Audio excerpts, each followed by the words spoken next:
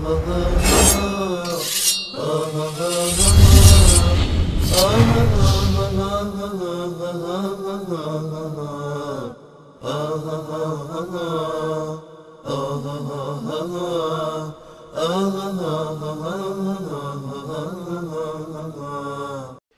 سلام علیکم، بفرمایید. سلام علیکم آقای انصاری. علیکم السلام و رحمت الله و برکاته. ما از تاجیکستان زنگ میزنیم. بفرمایید. شما آقای انصاری، از شما یک خواهش داشتم. بفرمایید. شما بسیارتر میخواستیم در همین برنامه هایتان درباره صوفیا یعنی صوفیا مراجعت میکردید. باشه چشم. بله گرفتم پیام شما رو برادر. بدبختی مردم از روی همین صوفیا آمده است. درست. تشکر از شما. انشالله در این مورد صحبت میکنم. خدا نگهدار شما. علیکم السلام و رحمت الله و برکاته. ببینید همه برنامه هایی که ما در این شبکه داریم، از برنامه روز شنبه ما که حجت بی حجت گرفته تا برنامه قلب آسیا، کلیپ ها، برنامه های قرآنی، میان برنامه ها و ترجمه احادیث، ترجمه قرآن کریم، همه این برنامه ها در راستای تعلیم عقیده صحیح مبنی بر قرآن و سنت رسول اکرم صلی الله علیه و آله و سلم است. هر کسی که میخواد باشه، هر گمراهی که میخواد باشه، میخواد ادعای سلفیت بکنه و گمراه باشه، میخواد ادعای حنفیت بکنه و گمراه باشه، میخواد ادعای مالکی بودن و شافعی بودن و حنبلی بودن میکنه، میخواد ادعای نمیدونم پیروی از فلان حزب و فلان گروه میکنه، هر کسی که میخواد باشه. ما اینجا بدون ذکر اسم، بدون اینکه ما با کسی مستقیما درگیر بشیم، آنچه که در قرآن کریم و سنت رسول اکرم صلی الله علیه و سلم هست، ما اینجا در مقابل شما عزیزان قرار میدیم و دائما شعار ما این بوده: فبشر عبادی الذین یستمعون القول فیتبعون احسنه.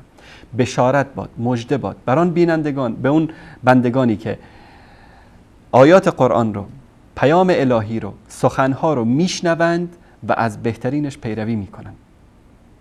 ما سخنها رو جلوی شما میگذاریم.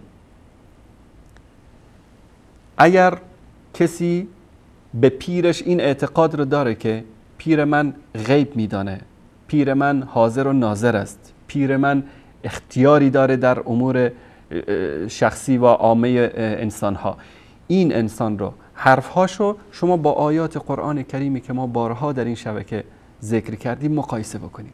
هر کسی که میخواد باشه، به هر اسمی که میخواد باشه، میخواد به اسم سلفی باشه، صوفی باشه، به هر اسمی، به هر گروهی، به هر سازمانی، ما اگر بخوایم یک برنامه بذاریم بالا نمیدونم برای فلان خرافاتی که در فلان گروه هست، یک برنامه بذاریم برای فلان خرافاتی که در فلان مذهب است، ما کلا بیان میکنیم، حق رو هم بیان میکنیم و خرافات رو هم بیان میکنیم.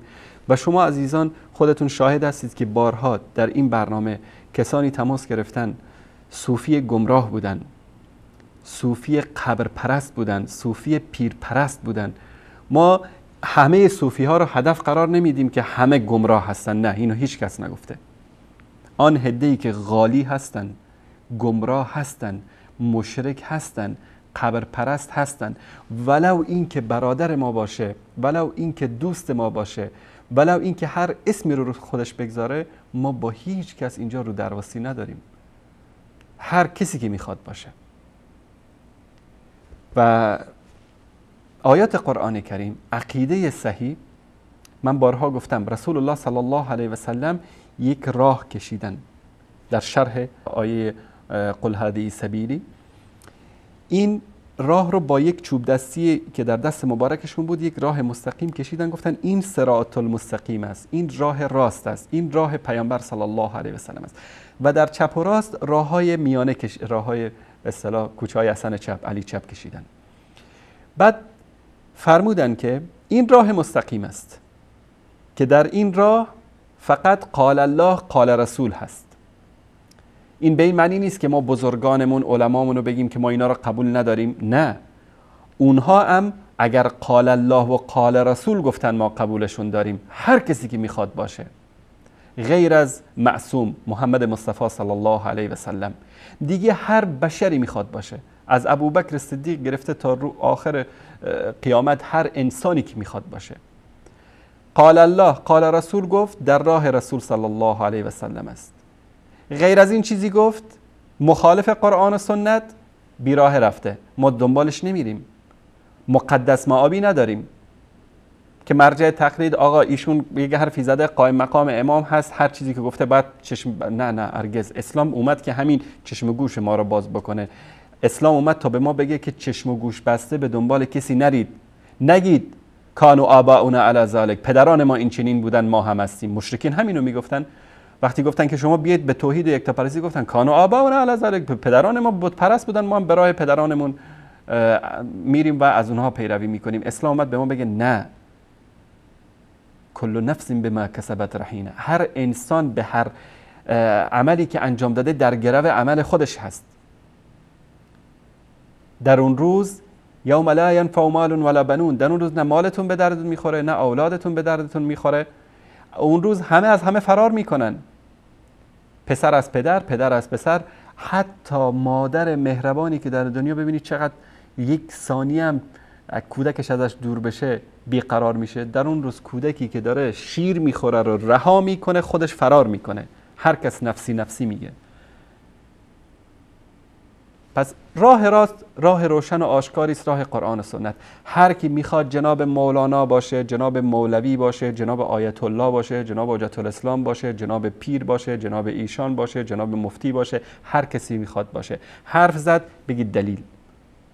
قرآن، حدیث صحیح، دلیل از قرآن بده. از قرآن نداری از حدیث صحیح بده. غیر از این گفت حرفشو بزنید به دیوار. این فرمان الله و رسولش و دستور ائمه مذاهب اسلامی بوده. من در هفته گذشته گفتم از امام شافعی، از امام ابو حنیفه، از همه ائمه روایت شده که هر حدیثی صحیحی که برای شما رسید، حدیث رو بگیرید که مذهب من است و حرف من رو به دیوار بزنید. یک انسان مزخرف، یک انسان خرافه پرست، همین پیر سیف الرحمانی که درباره بود که به انحراف کشانید مردم را، این شخص میاد ادعا میکنه که از اولیا و انبیا هم برتره، سید الانبیا و اولیا خودش رو نامگذاری میکنه. در کفر این انسان هیچ شکی نیست. میخواد پیر باشه، میخواد ملنگ باشه، میخواد هر چی که باشه. کسی که خودش رو برتر از محمد مصطفی صلی الله علیه و سلم ببینه، این انسان کافر هست، زندیق هست، مرتد هست، نباید کسی از اون پیروی بکنه. اما متاسفانه عده میان همینو توجیه میکنن. بله منظورشون این نبوده، این بوده، منظورشون این بوده. همون توجیهاتی که آخوندهای رافضی میکنن برای اعتقاداتشون.